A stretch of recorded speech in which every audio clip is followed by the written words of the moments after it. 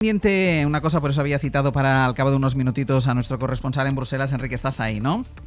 Aquí estamos, sí. Porque, Enrique, nos quedaba pendientes explicar qué ha pasado en el Parlamento Europeo, que sitúa al Partido Popular más lejos de sí mismo, más lejos de todo el consenso, vamos a decir, del centro-derecha, porque ayer el PP español se desmarcó de la mayoría de su grupo, votó junto a la ultraderecha para rechazar los objetivos de reducción de emisiones. Son unos objetivos que ya estaban acordados por los gobiernos de los 27, es decir, que ya habían sido aceptados también por los gobiernos del Partido Popular. Cuéntanos, Enrique.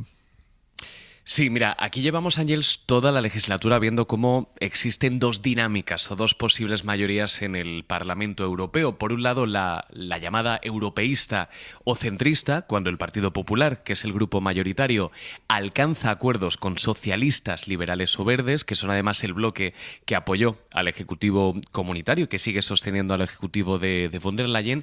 Y por otro lado, esa mayoría escorada a la extrema derecha, que se produce cuando el Partido Popular vota junto a los dos grandes grupos de ultraderecha y en ocasiones incluso con los ultras de ADF. Ayer con esta votación vimos cómo en materia de medio ambiente se consolidó un consenso, en este caso construido desde el centro o desde las fuerzas europeístas que respaldaron la propuesta de la Comisión sobre la Ley del Clima. PP, socialistas, liberales y verdes votaron a favor, como lo hicieron 23 de los 23 estados la semana pasada. Es decir, hay consenso en Europa sobre la reducción de los gases contaminantes y sobre el plan de la Comisión, que propone reducirlos en un 90% en los próximos 15 años.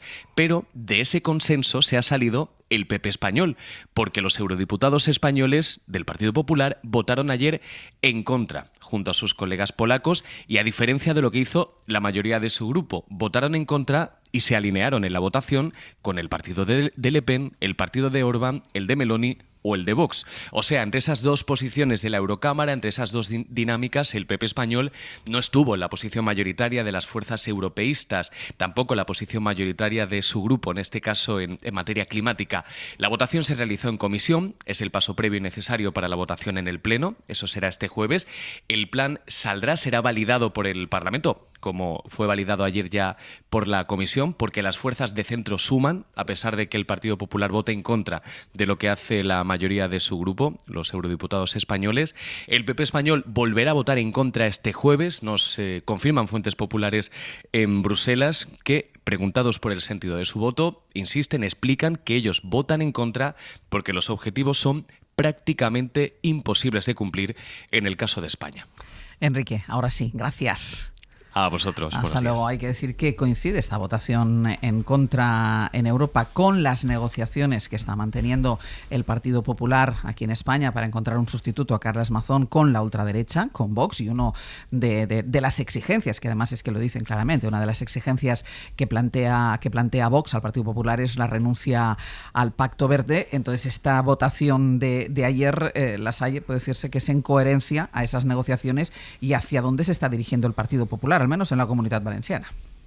Yo creo que son dos escenarios distintos. No digo que haya un alineamiento en el segundo caso, que es evidente, sino que en el primer caso yo creo que hay más una ofuscación con la figura de la promotora de esta iniciativa legal, que es la propia vicepresidenta y comisaria Teresa Ribera, ¿no? Y ya sabemos que hay detrás una especie de confrontación visceralizada por parte del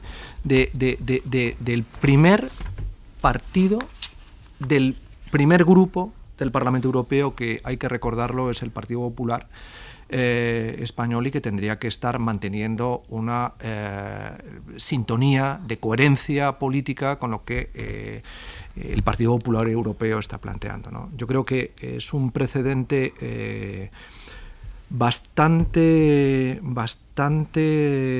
reflejador de esta lógica de polarización que se está incorporando en la confrontación con los otros, que en este caso, insisto, creo que es más una ofuscación hacia la figura de la que es cualquier cosa que proponga el otro va a tener vino. Porque hay una especie de supuesto pecado original que acompaña esta dinámica y que vemos que se está repitiendo en todos los temas que tienen que ver con la agenda verde de la Unión Europea. Lo cual, insisto, creo que es, por otra parte también, una mirada bastante torpe al no entender que incluso en estos momentos, cuando ya el Green Deal se ha modificado con los planteamientos del Green Industrial Deal, que ha incorporado una parte muy importante de las críticas que en un determinado momento se han hecho para conciliar el incremento de la competitividad europea con la reducción de la lógica muy restrictiva que en su momento definió la Agenda Verde de la Unión Europea, es bastante absurdo y poco comprensible, vamos. Ignacio. Yo creo que es comprensible incluso por la propia realidad de los datos. Ahora mismo la producción de energía eléctrica en España es más barata que en Alemania, y lo es por las energías renovables. Es una apuesta de total éxito. Es una apuesta que ha salido bien, que además está permitiendo mejorar la competitividad y soñar con algo que es casi mágico, que es pensar un futuro cercano donde la balanza de pagos de España con el exterior no esté lastrada por el coste de las energías, que es lo que ha estado la posición española durante todas las décadas anteriores. Y yo entiendo que Donald Trump en Estados Unidos, desde la derecha, niegue la agenda climática porque tiene gas y porque tiene petróleo que quiere vender al mundo y porque sabe que eso es una ventaja competitiva para Estados Unidos. Pero no entiendo la posición de la derecha española, que se dice patriota, pretendiendo ser patriotas importando energía de fuera, cuando tenemos energía limpia, renovable, accesible e infinita. Es decir, es de estas cosas que casan fatal con la propia definición de alguien que dice esto de que España es lo importante, que España es lo primero, que no entiendo cómo la extrema derecha está obsesionada con boicotear precisamente el tipo de energía que nos puede hacer libres como país. Y que permite romper con la dependencia histórica que ha tenido España de la energía que viene de fuera desde siempre, desde que existe la era industrial en España, desde que el carbón no fue el único elemento que teníamos a mano, que era necesario. Entonces ahí yo sí que creo que puede tener relación, aparte de lo que indica de la mala relación con Teresa Rivera, con la agenda del PP y las negociaciones que tiene en Valencia. Está vendiendo el PP a través de algunos medios que esta vez no va a haber ninguna concesión con la violencia de género, porque van a ser todas con la agenda climática y con la inmigración. Porque la negociación se está centrando en estas dos banderas que son las exigencias de Vox. Vox no ha pedido nada del otro tema. Ha pedido dos cosas. Ha pedido tumbar los compromisos medioambientales y hacer concesiones en su discurso negacionista sobre el cambio climático y completamente absurdo desde lo económico. Y también ha pedido, pues eso, más mano dura en los temas de inmigración, que son sus principales obsesiones ahora mismo. Mira, ahora voy contigo, Elisa, pero primero, como hemos introducido también el tema de la coincidencia en el tiempo de la votación de ayer en Europa y la negociación de Vox para suceder a Carlos Mazón al frente de la Generalitat. Julia Molina, buenos días. ¿Qué tal, Ángels? Buenos días. Siguen negociando PP y Vox, aunque de momento no logran grandes avances, porque, como estaba diciendo ahora Ignacio, Vox quiere obligar al PP a asumir su agenda, entre otras cosas rechazando precisamente el Pacto Verde de Bruselas del que estábamos hablando, y el PP ni siquiera ha logrado poner un nombre encima de la mesa, que es algo que también le exige la ultraderecha para que las conversaciones tengan algún futuro, para que vayan a algún sitio. Sí, no tienen prisa en Génova, aunque el contador está en marcha y aunque hay voces en el partido que piden que no se alargue la agonía. Decía ayer el PP valenciano que es la dirección nacional quien marca el ritmo, que es el equipo de Feijóo quien tiene que escoger un nombre para suceder a Mazón, y hasta que no lo haga no se desbloquearán las negociaciones. Pero por ahora en Génova reina el silencio. Varios líderes de la junta directiva del partido están ahora juntos, de hecho, en un desayuno informativo, pero hasta ahora ninguno ha querido adelantar nada. Hay un nombre que sale cada vez que se habla de la sucesión de Mazón, es el de Juanfran Pérez Llorca, portavoz del PP en les Corts, mano derecha del presidente, quien se encargó de negociar con la ultraderecha la investidura y los presupuestos. Llevaba días con perfil bajo, ayer atendió a la prensa y aunque intentó evitar por todos los medios dar detalles de las negociaciones, sí admitió que ha hablado con Feijóo en estos días, aunque no ha recibido ningún encargo. A mí nadie me ha comunicado que deba ser yo el candidato. Yo creo que eso significa que un partido serio como es el partido que yo represento en estos momentos, que es el Partido Popular, tiene que tomar decisiones muy concienzudas, porque elegir a un presidente de la Generalitat no es baladí. Es una decisión importante, pero también tiene que ser rápida porque, como decíamos, en 8 días tiene que haber un nombre sobre la mesa y en Vox presionan para tenerlo cuanto antes. No se ha empezado todavía la negociación y no se empezará hasta que el Partido Popular nos presente un candidato. La negociación, por tanto, está bloqueada, como apunta Llanos Pitarch, el portavoz de Vox en el Parlamento valenciano. Repiten de manera machacona en el partido de Abascal que sus exigencias pasan por rechazar, como decías, el Pacto Verde Europeo y por endurecer las políticas migratorias. Y si el PP no está dispuesto a hacerlo, en Vox pronuncian sin miedo esa palabra de la que los populares no quieren ni oír hablar, la palabra elecciones. Julia, gracias. Puedes volver al desayuno, que se escucha de fondo cómo va avanzando. Gracias. Estábamos hablando de la votación ayer en Europa, en el que el Partido Popular Español se salió del consenso mayoritario del Partido Popular Europeo sobre el Pacto Verde, y tiene otro aspecto que por eso también llama la atención, y es que esta votación corre paralela a las negociaciones que está teniendo el Partido Popular y Vox para nombrar o para escoger un sucesor de Carlos Mazón en la Comunitat Valenciana. Elisa. Sí, a mí me ha parecido muy interesante lo que dice Lasalle, ¿no? El tema de que al final la votación en el Parlamento Europeo es porque se personaliza la política del Pacto Verde en una persona que se percibe, digamos, pues bueno, como alguien, digamos, no como un adversario político, sino como un enemigo político. Y me recuerda un poco esta política del antisanchismo, ¿no? Donde lo esencial es que este señor se vaya y no, pero oiga, usted, ¿qué propone como políticas públicas? Entonces, me llama la atención que esto se traslada también, digamos, al Parlamento Europeo, y es una política, como bien dices, muy, yo te diría que hasta infantil, ¿no? Porque es decir, yo lo centro todo en una persona y yo, como voy contra esa persona, esto me parece mal. Claro, esto ya en el Parlamento Nacional es bastante penoso, como sabes, como sufro los miércoles, pero claro, cuando lo trasladas al ámbito europeo, yo creo que multiplicas esa percepción de que esto es una política poco madura o poco seria, porque claro, si tu partido resulta que le parece bien esto y tú, porque te cae mal la vicepresidenta, dices otra cosa, a mí eso ya me llama la atención, y creo que en Bruselas debe llamar la atención este tipo de movimientos, ¿no? ¿Relación con el acuerdo con Vox? Hombre, pues probablemente sí, porque al final es un partido que necesitas para gobernar, que lo necesitas ahora mismo de forma bastante, digamos, o lo necesitas mucho para no perder el gobierno de la Comunidad Valenciana, y efectivamente Vox está pidiendo eso, con lo cual a mí sí me parece que puede tener una relación. Pero la última reflexión es que decía Ignacio, todo es un partido patriota. Yo es que creo que esto no le pasa ninguna factura, no digo ya Vox, que vamos, es precisamente sus electores quieren oír esto, es que claro, hay también que pensar en eso, ¿no? Les parece bien esto que dicen, por diversos motivos que podríamos analizar otro día, pero yo tampoco creo que a los votantes del Partido Popular les preocupe mucho el Pacto Verde Europeo. Sinceramente, no lo pienso. ¿Que eso es incoherente o es coherente? Yo creo que estamos instalados en esta política de bloques y de polarización, donde igual, bueno, pues ahora toca estar en contra del Pacto Verde Europeo, y no creo que de verdad eso le suponga nada. Lo que sí me parece a mí es que, insisto en esta idea, hombre, como política seria, como política madura, pues dice poco, ¿no? Dice poco, y en general toda la legislatura me temo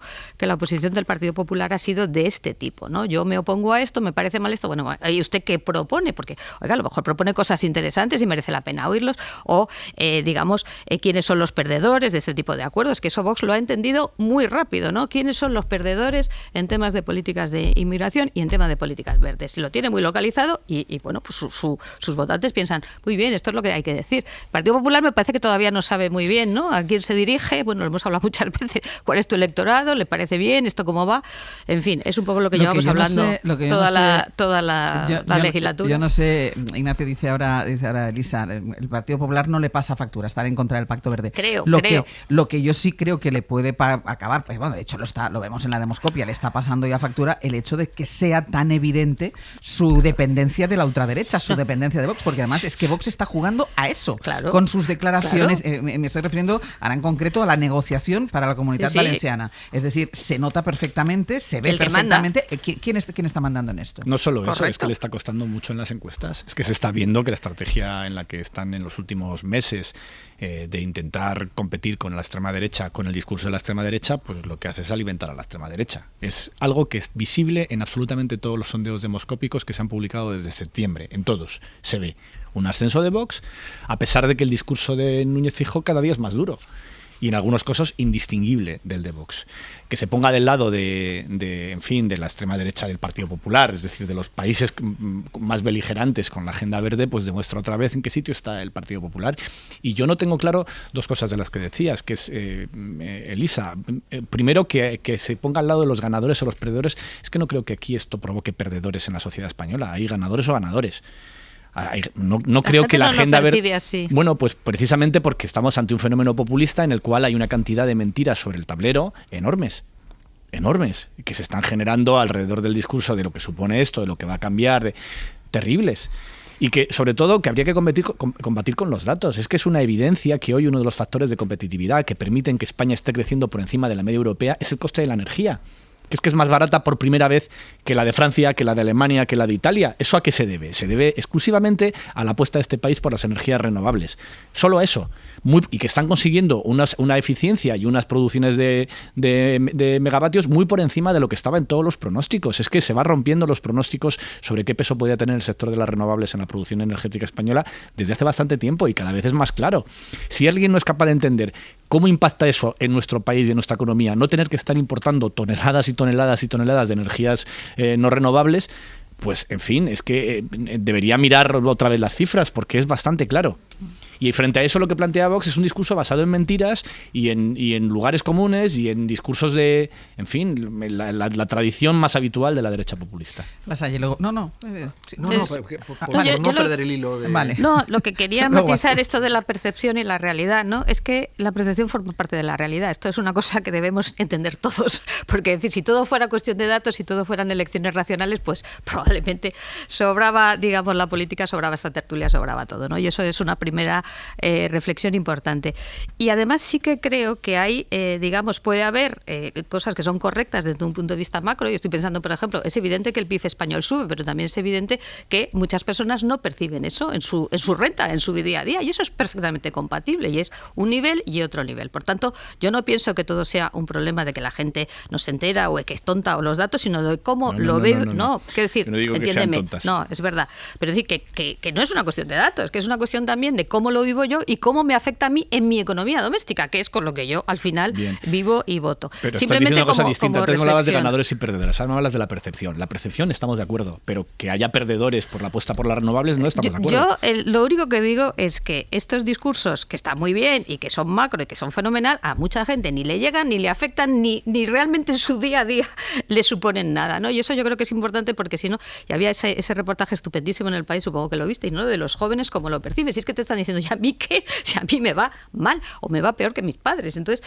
es importante tener eso en cuenta, porque, como siempre digo, que si no, no entiendes nada, ¿no? Eso era lo que quería decir. Sí.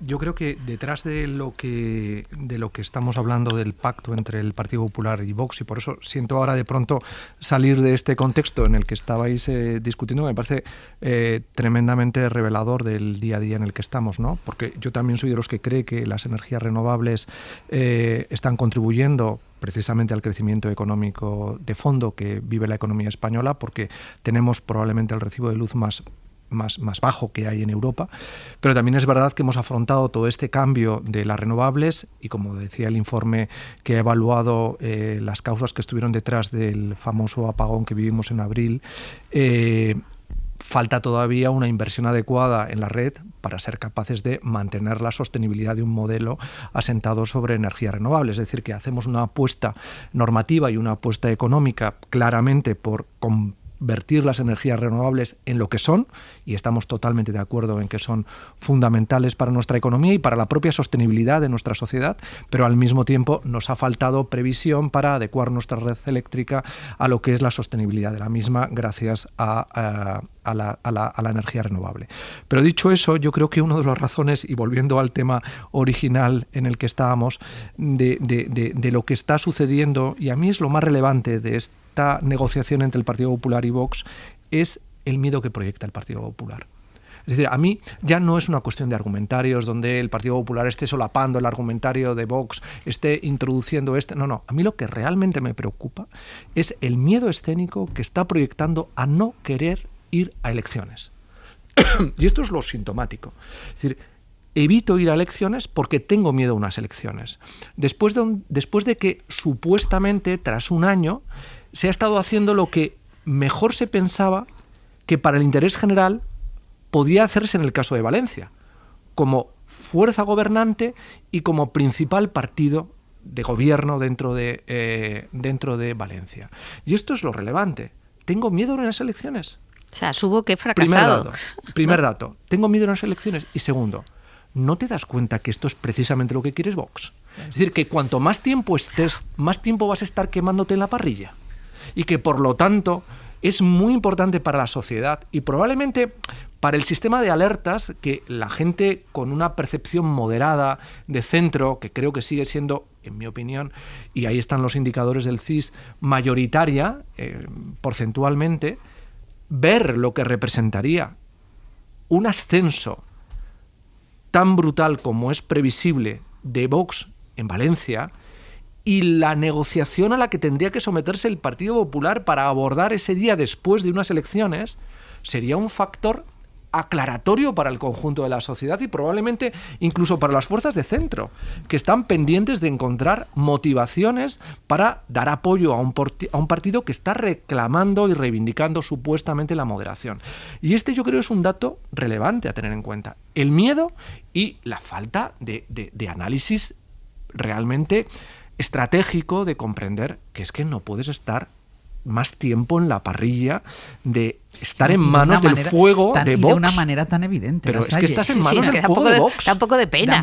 Es una cosa realmente que tendría que suscitar un cierto pudor intelectual, porque dices, pero, ¿qué es lo que está pasando? Es que me estoy abrasando aquí y quiero perpetuar esta situación. Y los otros crecidísimos, claro. Y los otros, pues encantados de conocerse, que es lo que están proyectando todos los portavoces de Vox. Están encantados de conocerse. ¿Qué vas a decir, Albina? Sí, no, y aquí se ve muy bien, se entiende mejor porque Núñez Feijóo el lunes pasado, después de la dimisión de Mazón, lo que transmitió en fuentes fue, a mí me valía con que anunciara que no iba a ser el candidato. Claro, si yo no le pedí la dimisión. Yo no le pedí la dimisión. Claro, porque me ha puesto en un problema. Claro, porque es que en esta situación en la que está el Partido Popular está muy incómodo y claro que tiene miedo a las elecciones. Es que hay que recordar que en Valencia, en el momento más bajo del Partido Popular, con los escándalos de corrupción del Partido Popular en Valencia, estuvo muy cerca de sorpasar los Ciudadanos. Y que ese escenario ahora se puede volver a dar con Vox. Y hay un pánico, hay pánico a tener que negociar después una investidura, pero no de un presidente del Partido Popular, de uno de la extrema derecha.